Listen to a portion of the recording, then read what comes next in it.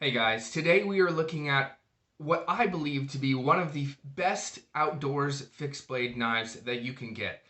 Today we're looking at the Cold Steel Outdoorsman. We're not looking at the light version, we are looking at the full San Mai stainless guard, stainless pommel version, this Cold Steel Outdoorsman.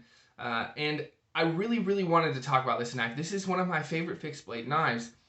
And the reason I wanted to talk about this is because there are hardly any full reviews, like comprehensive reviews of this on YouTube. A lot of people have reviewed the light version, which is much more inexpensive. Right now they're making it out of 4034. They used to make it out of 416 Krupp.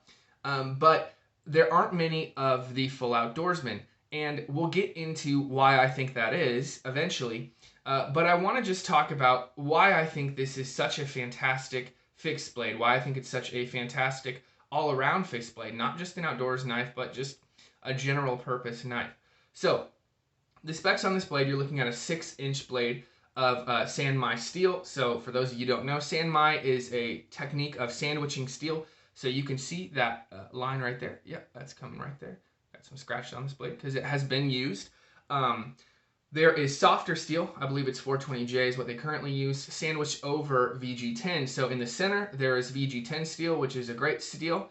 It has good edge retention, great rust resistance, but around it is a softer steel. So that makes it really tough because the softer the steel is, generally the more tough it is going to be, with also holding an edge a lot better than that softer steel would be. So 6-inch blade of San Mai. This is kind of an upswept, kind of like a classic Tanto, actually. Obviously not an Americanized Tanto, but kind of that classic upswept classic Tanto. It has a bone breaker on the back, has jimping right here. You're looking at about a 4-inch handle with stainless steel guard and butt cap, and this is Cray X, a rubberized Craton handle. And it comes with, as all Cold Steel knives, most Cold Steel knives do, a Secure X sheath. So, we'll get into the classic, like the classic review style of what I usually do, which is what I like, what I don't mind, what I dislike, and something unique. And then in kind of the something unique section, we'll kind of talk about why I think this is kind of slept on, why it's not a super popular knife, why it doesn't have kind of the notoriety that the Cold Steel SRK has, or the notoriety that, you know, the Buck 119 has. So we'll kind of get into that, but let's first get into what I like about it. I think that this is a beautiful knife. And the reason I start with that is because that's the first thing that you see about a knife, right? Like, we can say, well, this knife is really utilitarian. It does this well, it skins well, it cuts well, it slices well, it hacks well. You know, it has the guard I like, it has the... Listen, a lot of times when we see a knife, that is the first thing that we're going to be drawn in by, right? Right? When I first saw my wife, I thought she was really pretty. And I got to know her, and she was awesome, and she was hilarious, and she was really energetic, and that just made it all the better. But she was also really pretty. And so that's kind of what drew me to her at first, and then you get to know, you know, a person better. And a lot of times that's how it works, and that's kind of how it is with knives, right? We see a knife, and we're like, man, that is a good-looking knife. And when we handle it, when we use it, you know, that's what elevates a knife to be a better knife. So I think that this is a beautifully designed knife, and a lot of people, I think, would be hard-pressed to argue that point, argue that this is not a pretty knife. Okay, what else do I like about it? Well, I talked about this with the Master Tanto, and I have a Master Tanto right here. This is essentially the same handle. You can see that, right? Here, let me kind of, there we go.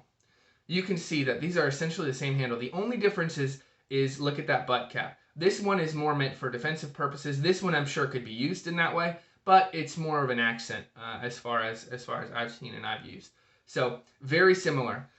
Lynn Thompson has said that this handle on this knife is the most comfortable that he has designed, and I agree. I think this is a perfect handle. I could not want anything more, any more room, any more traction.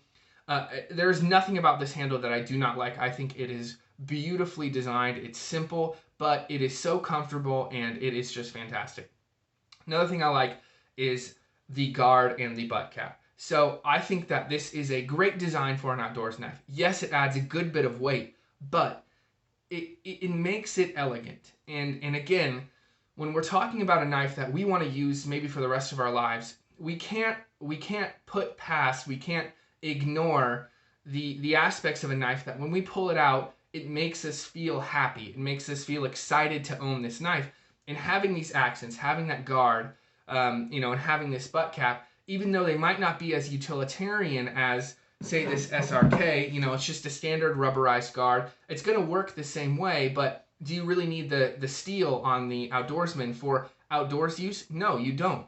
But this isn't as, this doesn't make me feel as good when I pull it out, right? It doesn't make me feel like I'm pulling out a work of art. It makes me feel like I'm pulling out a knife, a good knife, a usable knife, but not something that is as beautiful and as elegant as a knife like this. So what else do I like? I think that this blade is fantastic. I love the upswept style of it. I love how it sweeps upward, how you have a good bit of belly.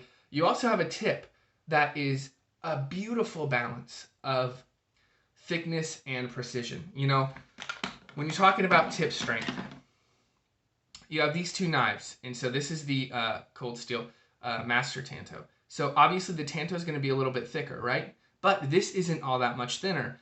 But what it does is it comes to a more precise tip. And I think that tip is the perfect balance for outdoors utilitarian things, because you're getting the strength that you might need for batoning or for, difficult tasks that you might want to do with an outdoors blade. But you're also having something that can pierce well, that can pierce easily. So I think it's just a perfect balance between that. What else do I like? So I want to talk about this bone breaker, and we'll get to this in what I don't like, because there is something about this that I don't like. But I think that this bone breaker is really, really cool, especially for heavier tasks that you might want to do with a knife. And what is awesome about this, and this just goes to why I love this knife so much, is the attention to detail here. So let's see if we can get that to focus.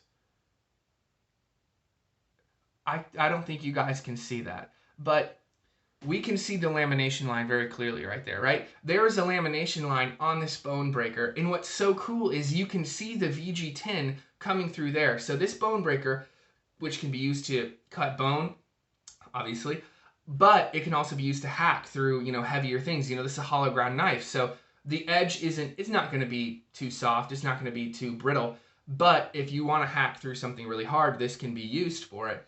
But we know that we're getting that VG10 steel on the edge of there, right? We're not getting that 420J that's going to be soft and that's going to just not hold an edge. So I think that is just a beautiful attention to detail. And I love that about this knife. That's one of the main things I love is this was just such a well thought out knife, aside from one thing, and we'll get to that. So it has great steel. Great design. Just overall, I think this is one of the most well thought out knives out there. Is there anything I don't mind on this? Not really. The sheath is probably in that section. It might even venture into what I don't like about it, actually, because you can see that the sheath for this and the sheath for the Master Tanto, they're identical. Yeah, they just repurposed the sheath. They did the same thing when they had the leather version. So, that's kind of a blend of what I don't mind and what I don't like. The sheath is kind of in both of those camps. But now we can get into what I dislike, because there's one thing that I don't like about this knife. So this knife, like I said, is incredibly comfortable. And the way that they design it now, I know they used to have a higher choil. They did on the Master Tanto. I'm not sure if they had on this. But the way this is designed, it's beautiful. It's almost perfect. There's one issue, and it comes with the bone breaker. I think the bone breaker is a great idea, but look what happens when I really choke up on this knife. You can see where my thumb is, right? My thumb is on that bone breaker. Is that going to cut me? No, not with light work, but if I'm really pressing on it, I guarantee that would break my skin.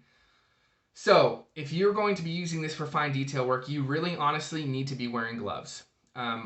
What could they do to keep the bone breaker and not have that happen? I don't know.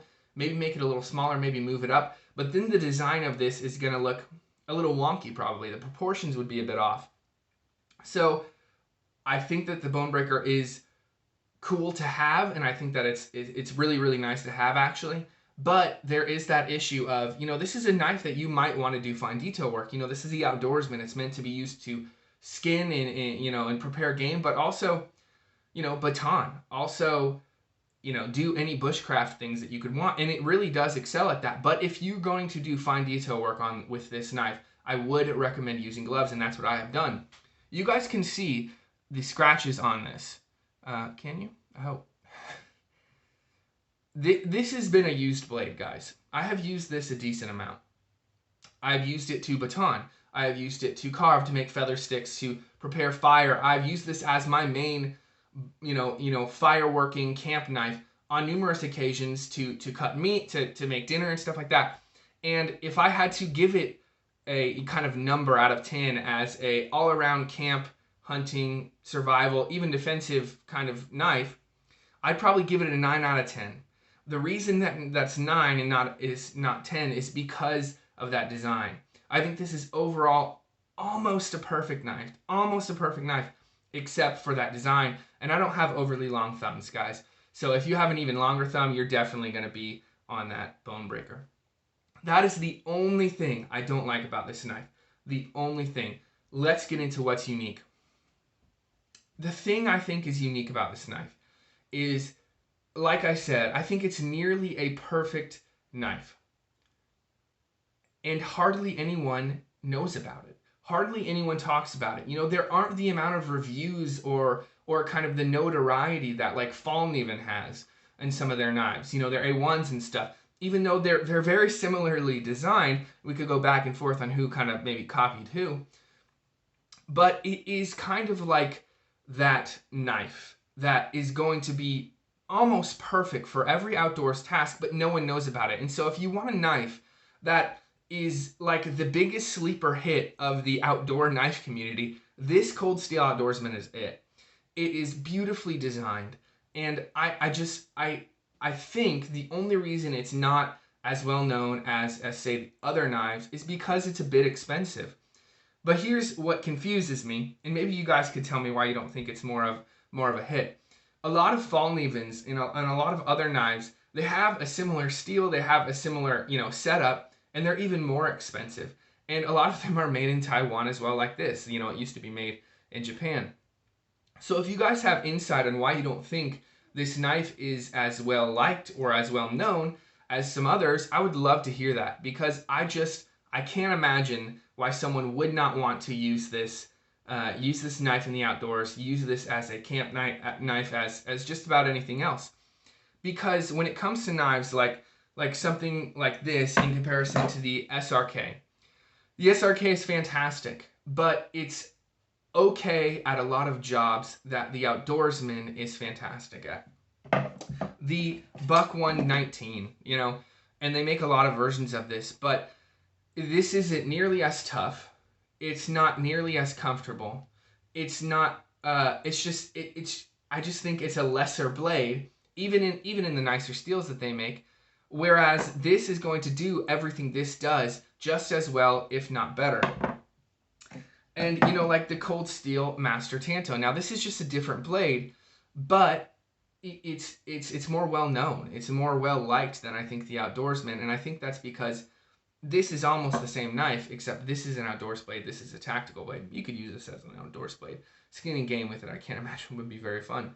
So if you guys have insight on why this amazing knife is not more well liked, I would love to hear that. Because ultimately, I think that this is one of the best designed outdoors knives that you can buy. And for the price of around 110 bucks, 120 bucks, what they're going for on Amazon, you cannot beat this steel, this design, and this quality. Guys, that is my review on the Cold Steel Outdoorsman. Let me know what you think of the knife. Why do you think it's not more well known and more well loved? Let me know in the comments below. Make sure to like and subscribe, and we will see you in the next video. Peace.